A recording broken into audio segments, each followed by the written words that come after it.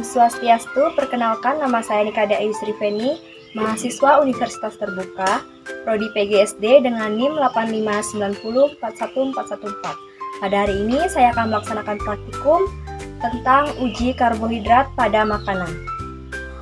Alat dan bahan yang diperlukan yaitu betadin, 1 sendok tepung terigu, 1 iris tahu putih, 1 sendok margarin, 1 iris kentang, 1 buah biskuit, 1 potong putih telur rebus, kemudian 1 sendok gula pasir, 1 potong apel, nasi secukupnya, serta 1 iris pisang.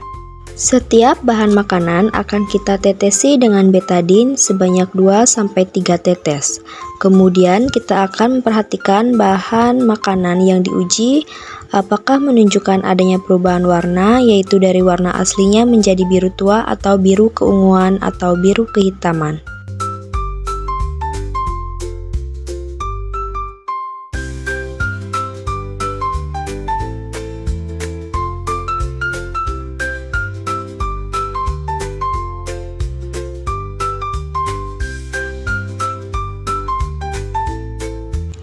Ini adalah hasilnya. Yang pertama, nasi menunjukkan perubahan warna menjadi biru kehitaman, gula pasir warnanya tetap atau tidak berubah, kemudian apel juga tidak berubah, sedangkan pisang warnanya berubah menjadi ungu kebiruan. Selanjutnya, biskuit menjadi biru kehitaman, sedangkan kentang menjadi biru tua. Putih telur warnanya tetap atau tidak berubah. Kemudian tahu putih juga tidak menunjukkan perubahan warna. Sedangkan tepung terigu menjadi warna biru kehitaman. Dan yang terakhir, margarin tidak menunjukkan perubahan warna.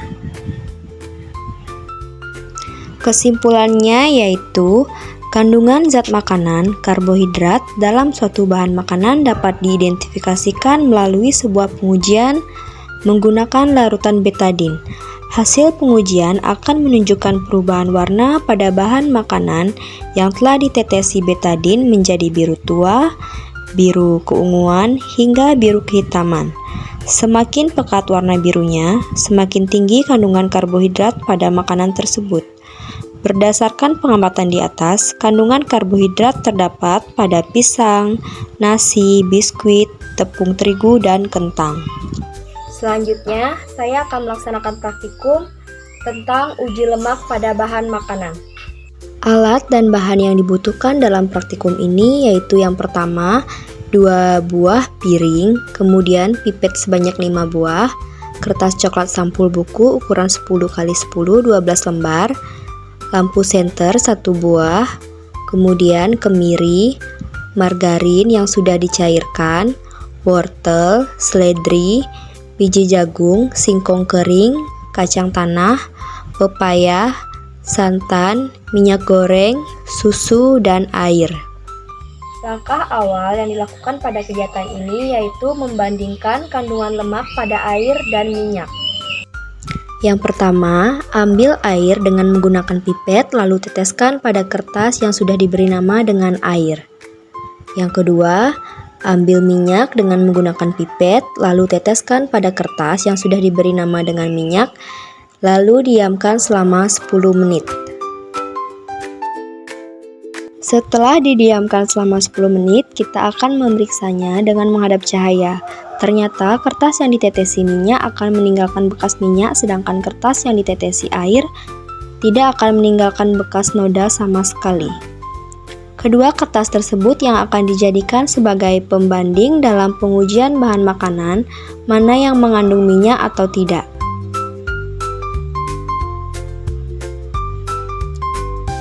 Selanjutnya, kita akan menguji bahan makanan tadi. Yang pertama, kita akan oleskan kemiri di atas kertas sampul coklat. Kita ulangi sampai beberapa kali. Yang kedua, ambil margarin menggunakan pipet lalu teteskan 2-3 tetes ke atas kertas coklat. Yang ketiga, oleskan daun seledri beberapa kali pada kertas sampul coklat. Begitupun seterusnya, untuk bahan makanan yang padat kita oleskan saja di atas kertas sampul coklat. Sedangkan bahan makanan cair akan kita hisap menggunakan pipet dan kita teteskan 2-3 tetes di atas kertas sampul coklat. Setelah itu kita diamkan selama 10 menit dan kita amati apakah bahan makanan tersebut meninggalkan bekas atau tidak pada kertas sampul coklat.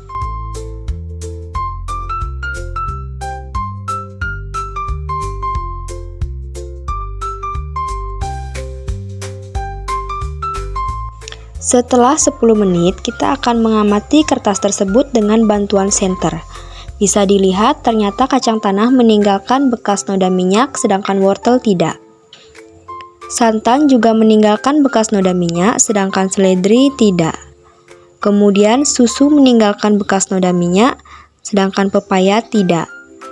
Margarin juga meninggalkan noda bekas minyak, sedangkan singkong tidak. Dan kemiri meninggalkan bekas noda minyak, sedangkan biji jagung tidak. Kesimpulannya adalah kandungan zat makanan atau lemak pada sebuah bahan makanan dapat diidentifikasikan keberadaannya menggunakan sebuah pengujian sederhana, yaitu dengan menggosokkan bahan makanan padat atau meneteskan bahan makanan cair ke permukaan kertas coklat sampul buku. Bahan yang mengandung lemak akan meninggalkan bekas noda minyak pada kertas, sedangkan bahan makanan yang tidak mengandung lemak tidak akan meninggalkan bekas noda. Berdasarkan hasil pengujian di atas, kemiri, margarin, kacang tanah, santan, dan susu merupakan bahan makanan yang mengandung lemak.